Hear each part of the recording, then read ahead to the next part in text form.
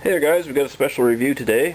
I was going to do this on Canada Day, but I decided to go outside. It was such a nice day. It wasn't humid or anything. It was just nice and warm and a nice breeze. So I decided to go outside and play with the dog and drink beer all day. So I figured I'd put this off until I was sober. This is Innis Gunn's 2011 edition of their Canadian Cask. Scottish oak aged beer.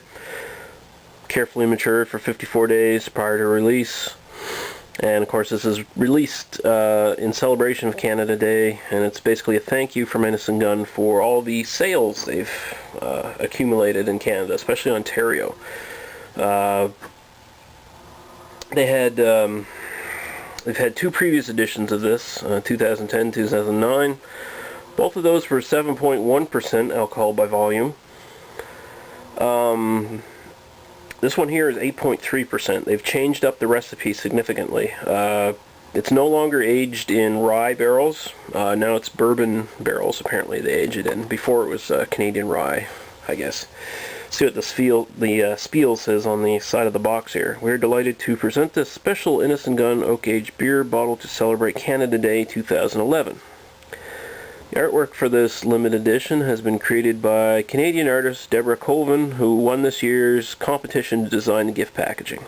Drawing inspiration from her childhood and from Canada's geography and natural environment, Deborah's image embodies the people of Canada's character of endeavor, team spirit, and fun, whatever. Find out more about her inspiration on our website. Word or two about the beer. Alongside ale malt, we've added Munich malt to give a beautiful biscuit backbone, as well as golden oats, which have added a wonderful creamy smooth finish. We've used one single variety of Fuggles hops grown in East Kent, England. These have added their signature earthy, rich, and resinous hop aromas and character. We then bourbon oak matured the beer to unlock the delicious flavors of vanilla and toffee locked inside the oak grain, only bottling it when we deemed it to have matured to perfection. We think the results are absolutely delicious, and we hope you enjoy this beer as much as we do. Alright. And a bottle comes from a limited batch of only 160 barrels. Okay, so we should open this up and get right to it. If you've been a frequent watcher of this channel, you know that I am a big fan of just everything I've had from Innis Gunn. I have reviewed the 2010 edition of this, which I thought was quite stellar. Alright, clear bottles, but they come in the gift packaging.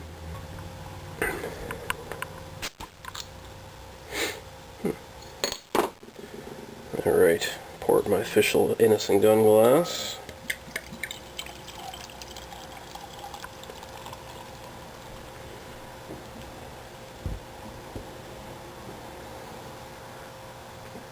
Nice. Alright, the color I'd say is auburn. I believe they actually say it on the box as well. They do give tasting notes and descriptors and stuff here somewhere. Where is it? Yeah, right there. They give like the nose and the palate and the color and everything. But yeah, that I agree with I didn't read the rest of it. I just caught that by mistake, but I agree with their assessment. It is auburn, basically that sort of brownish red color. You could say mahogany, but it's not quite as dark as a true mahogany, I'd say. Especially, it seems to get a bit darker up here, where my fingers are. Yeah, it's a beautiful looking beer. Nice little sort of almost creamy, sort of off-white head. Maybe more like white chocolate or something. So we'll go right to the aroma now. You definitely get that earthiness from the Fuggles hops right in the aroma. Big time vanilla. It's not a strong wallopy in the face kind of aroma. It's just very smooth and nice. It's a little less whiskey-ish than the previous two editions. Of course, they came from rye barrels, so you have more of a grainy, whiskey kind of smell, more like a grain whiskey kind of smell, right? And here it's a lot more smooth. There's a bit of oak in there. A bit of bourbon-like aromas in there. Smells very, very good. Alright, so we're going to go to the taste now. There's a big difference from last year's edition. And I haven't had one of those since last year, of course, but holy shit. Big flavors there.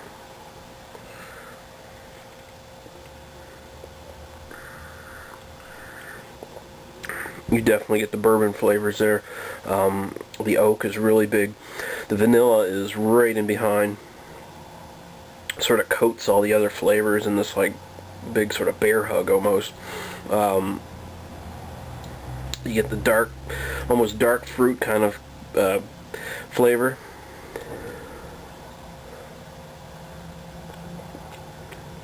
That'd be like that'd be the sort of toffee-ish and caramel kind of notes. They come together and they sort of make this almost dark fruit kind of taste. Man, that's a whiskey drinker's beer right there. It's definitely an amped up version of just their standard Innis Gunn. But man, you can't taste a bit of that alcohol. I think I forgot to mention that this is, I guess, classified as an English strong ale. And I think that's probably the best way to put it. I was thinking maybe you want to call it a wee heavy or something like that, but the maltiness isn't it isn't overly thick. Like it's a very smooth, creamy sort of maltiness, and it's got a very smooth, creamy sort of finish. And the mouthfeel is, I'd say, medium going up towards full bodied, but it's generally fairly medium. It's very easy to drink. So that kind of puts it off calling it like a barley wine or a wee heavy or anything like that, because it doesn't have that big, thick viscosity that you would expect from that sort of style of beer. Alcohol does not come out at all, as far as I can detect. It's just got those rich, sweet whiskey notes. You know, I'd be really interested to see if they could put together an edition, like maybe next year's edition, if they could get like some Islay malts, bring some real peaty, smoky character to it, or just create a new beer. Do a Scotch ale, wee heavy, bring in some really big peaty notes. That'd be really interesting, I think. Yeah, that oaky vanilla note, it's really big in this edition. It just stays with you quite a while after taking your sip. I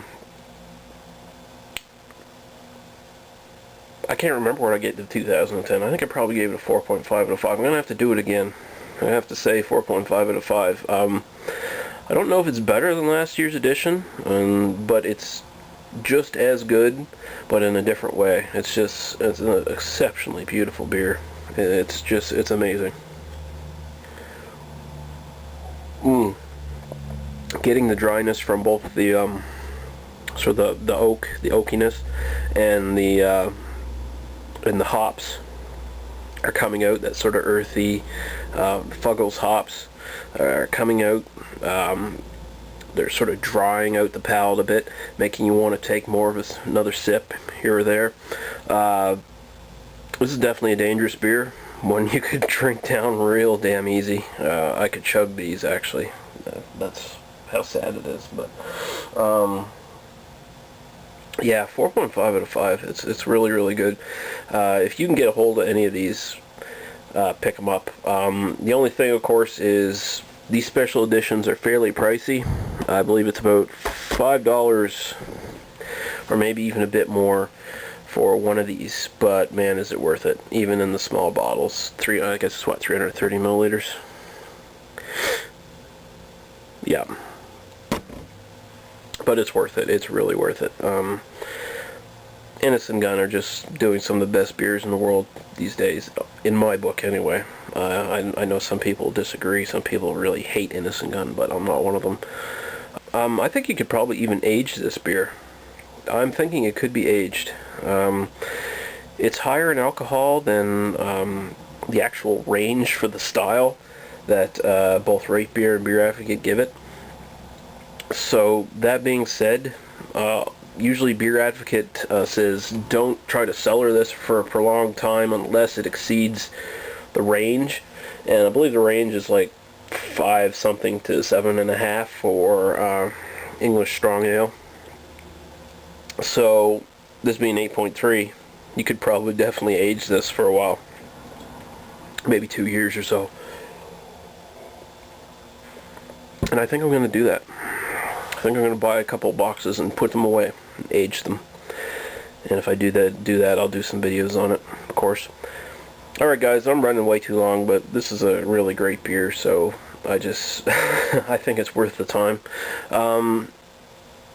So check in later guys and we'll see what we got next. But for now, 4.5 out of 5 for Innis Gunn Canada Day 2011. It's a really great beer. Alright guys, cheers.